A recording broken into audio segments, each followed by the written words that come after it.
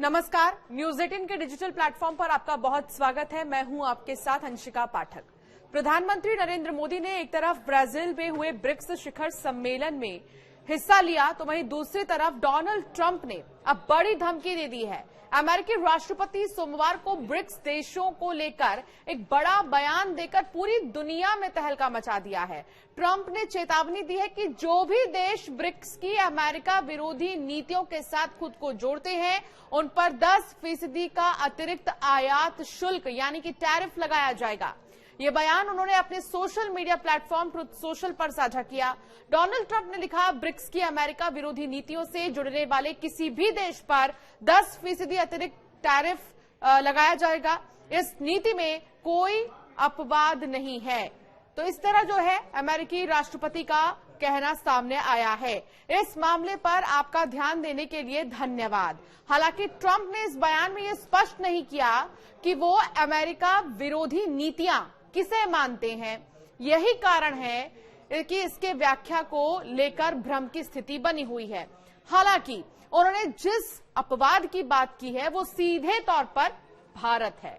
दरअसल भारत कई बार अपने हितों के लिए ऐसे कदम उठाता रहा है जो अमेरिका को पसंद नहीं आए हैं, लेकिन अमेरिका न चाहते हुए भी उसे छूट देता रहा है। रूस से S-400 खरीदना इसका सबसे बड़ा एग्जाम्पल है, जहां अमेरिका ने भारत पर प्रतिबंध नहीं लगाया। ऐसे में ट्रंप इस तरह की चेतावनी सीधे भारत को दे रहे हैं। डोनाल्ड ट्रंप की इस धमकी के ठीक एक दिन पहले ब्रिक्स यानी कि ब्राजील, रूस, भारत, चीन, दक्षिण अफ्रीका के नेताओं ने अमेरिका की मनमानी टैरिफ नीति की आलोचना की थी। रियो डी जेनेरो में संपन्न हुए ब्रिक्स शिखर सम्मेलन के बाद जारी संयुक्त बयान में उन्होंने कहा, हम उन एक तरफा टैरिफ और गैर टैरिफ कदमों पर गहरी चिंता जताते हैं जो वैश्विक व्यापार को प्रभावित करते हैं और WTO के नियमों के खिलाफ है। ब्रिक्स नेताओं ने बिना ट्रंप का नाम लिए उनके हालिया फैसलों को वैश्विक आर्थिक स्थिरता के लिए खतरा बताया है। ये साफ है कि ट्रंप की नीति न केवल साझेदार देशों को असहज कर रही है, बल्कि वैश्विक बाजार को भी झटका दे रही है। 5 देशों की यात्रा पर निकले प्रधानमंत्री नरेंद्र मोदी शनिवार को ब्राजील पहुंचे, जहां उन्होंने रियो डी जेनेरो में 17वें ब्रिक्स शिखर सम्मेलन में हिस्सा लिया। सम्मेलन को सफलतापूर्वक आयोजित करने के लिए उन्होंने ब्राजील के राष्ट्रपति लूला डी सिल्वा का आभार जताया और इंडोनेशिया के ब्रिक्स में शामिल होने पर बधाई भी दी। पीएम मोदी ने कहा कि ग्लोबल साउथ को दशकों से वैश्विक मंचों पर नजरअंदाज किया गया है और 21वीं सदी की चुनौतियों से निपटने के लिए संस्थानों में ठोस और व्यापक सुधार की जरूरत है।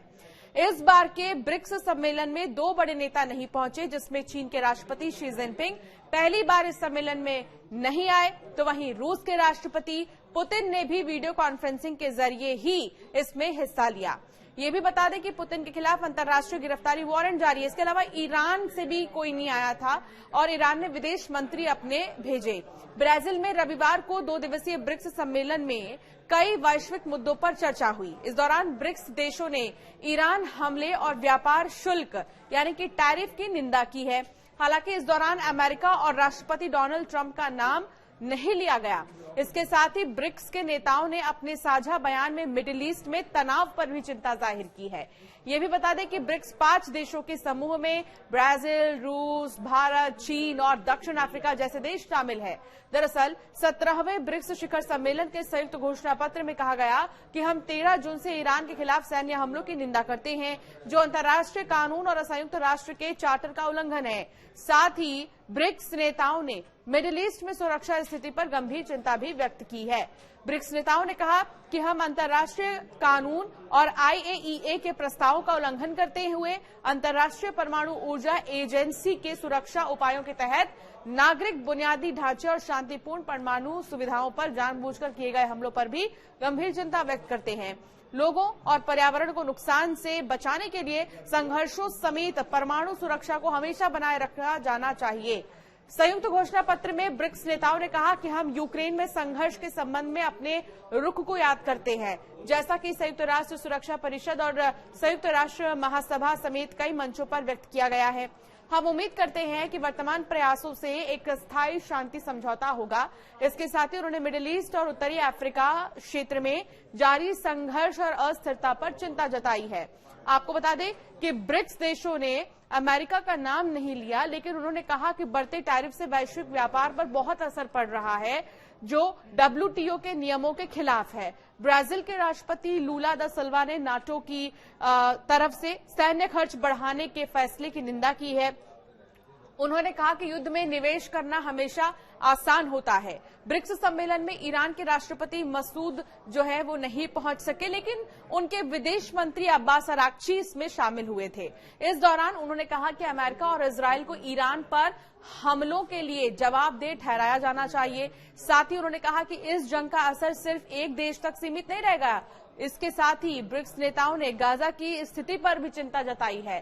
ब्रिक्स में इस बार इंडोनेशिया, ईरान, मिस्र, इथियोपिया और UAE जैसे नए मेंबर भी शामिल हो गए हैं। इसके अलावा बेलारूस, क्यूबा और वियतनाम जैसे 10 रणनीतिक साझेदार भी हैं।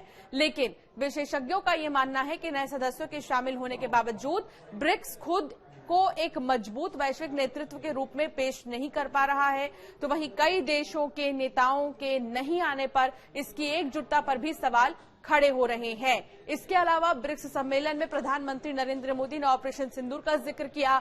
उन्होंने हाल ही में जो पहलगाम में आतंकियों ने कई लोगों की हत्या कर दी थी, इसका भी जिक्र किया और उन्होंने आतंकवाद के खिलाफ आवाज उठाई और निंदा भी किया। इस पूरे मामले का, इस पूरी घटना की निंदा जो है की गई थी।